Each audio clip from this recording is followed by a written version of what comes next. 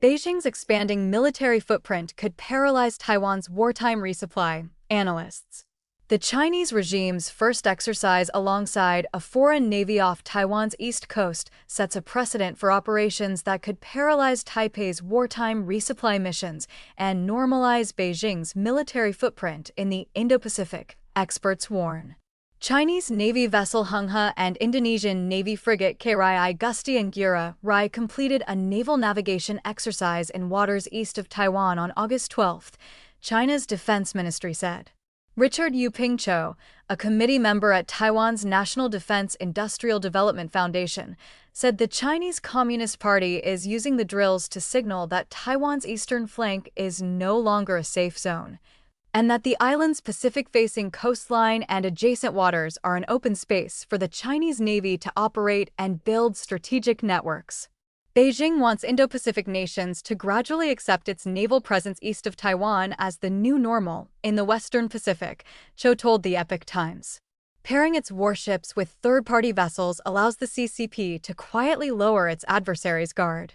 The two warships conducted drills on maritime communications, formation maneuvers, and underway replenishment. Both sides followed a prearranged exercise plan and demonstrated their willingness to jointly contribute to regional peace and stability, China's defense ministry claimed. However, Taiwan's Ministry of Foreign Affairs strongly condemned the move on August 12 and dismissed Indonesia's involvement as the Chinese regime's unilateral assertion. Only the Beijing authorities would carry out such malicious provocations that bring insecurity and threats to the region, Mofa said. Appearing to offer a different account from Beijing's, the Indonesian Navy spokesperson told Taiwan's Central News Agency on August 12 that the frigate was returning home from an exercise in Russia and conducting passing exercises with countries along its route. The drills are not combative in nature, but a common naval tradition, he said. Indonesia does not have formal diplomatic relations with Taiwan, but the two maintain strong economic ties. It also adheres to a non-aligned foreign policy, engaging both China and the United States amid their intensifying competition. Nevertheless, it marked the first time China's People's Liberation Army had operated alongside a foreign navy in the waters off Taiwan's east coast, an area long seen as the rear of the island's defenses. Although the CCP has never ruled Taiwan, it refuses to renounce the use of military force to annex the self-governed democracy. It has also stepped up military drills around the island since then U.S. House Speaker Nancy Pelosi's 2022 visit to Taipei. Chinese vessels were spotted near Taiwan 85 times in May and June, up from 45 times during the same period last year, according to Taiwan's Coast Guard Administration. Severing Taiwan's supply lines. Echoing Chow's assessment, Shuxia Huang, a research fellow at Taiwan's Institute for National Defense and Security Research, said the regime's operations are an attempt to show it could sever Taiwan's wartime supply lines. By frequently operating in the island's eastern waters, the regime is demonstrating how easily it could choke off Taipei's resupply missions if a war breaks out, Xu told the Epoch Times. Normalizing military footprint. Cho said that while Jakarta has framed the encounter as standard maritime practice, such maneuvers could shift the norm in waters around Taiwan and give China greater control there. If this becomes routine, it could pave the way for Beijing to conduct similar operations with other countries, Cho said. As these activities continue, an exceptional military presence could be recast as standard international maritime activity.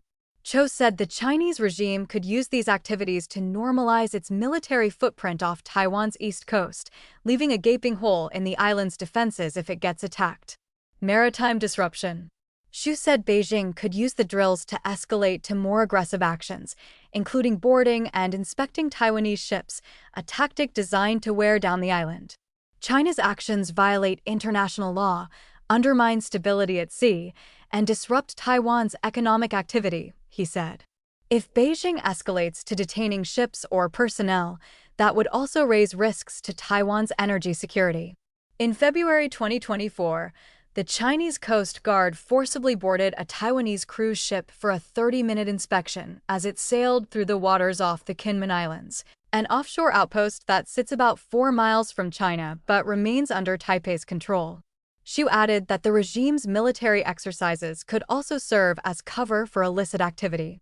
China could use these drills to quietly shield vessels involved in damaging Taiwan's undersea cables, he said. Beijing often claims it is conducting research missions, but it may actually be mapping the seabed around Taiwan to give its submarines an advantage in surface warfare. According to official data, Taiwan experiences an average of 7 to 8 undersea cable cuts per year, some allegedly caused by Chinese-flagged vessels. Cho warned that such maritime interactions pose a severe threat, enabling Beijing to hone its ability to detect, track, and strike targets east of Taiwan. The PLA is steadily integrating its satellite, drone, and underwater surveillance networks with long-range strike capabilities, he said.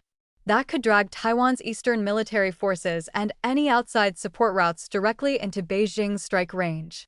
Drones and communications resilience. Days before China's drills, Taiwan on August 5 launched its annual Hong Kong military exercise, a 10-day event rehearsing a scenario in which PLA maneuvers escalate into a full-scale assault on the island. This year's war games marked two firsts: the public debut of locally made medium-sized suicide drones and a simulated internet outage. Xu said Taiwan has been expanding drone development by drawing lessons from the wars in Ukraine and Iran, aiming to strengthen its asymmetric warfare capabilities against China. Drones can accurately and effectively strike Chinese maritime targets, he said. This was validated during the exercise, further strengthening Taiwan's defense readiness. Cho said the mock network disruption was designed to test Taiwan's communications resilience in wartime. That means Taiwan is shifting from assuming connectivity will hold to assuming it may fail, he said. This drill complicates the regime's efforts to quickly paralyze Taiwan into submission and execute an anti-access/area denial strategy. China's A2/AD strategy involves missiles, submarines, sensors, and air defenses to restrict the United States and its allied forces' access and operations in areas such as the Taiwan Strait. Cho warned that as China breaches Taiwan's geographic barriers with various gray zone tactics, Taipei is rigorously reviewing its military strategy to avert a worst-case outcome. Taiwan must build a layered defense so that, even if it is seen, jammed, or hit, it can still keep fighting, he said. The island is restructuring its defense posture to counter the CCP's maritime expansion.